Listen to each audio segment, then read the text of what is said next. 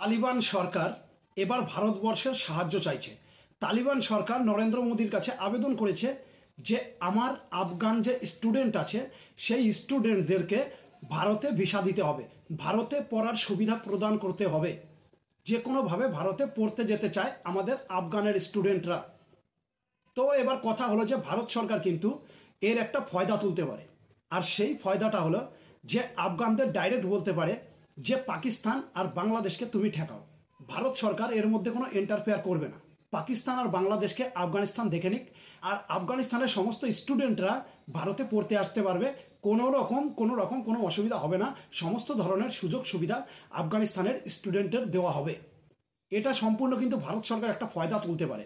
আর আফগানিস্তান যদি একবার পাকিস্তান আর বাংলাদেশকে দেখা শুরু করে তাহলে কি অবস্থা হতে পারে সেটা পাকিস্তান ভালোভাবেই জানে অন্তত।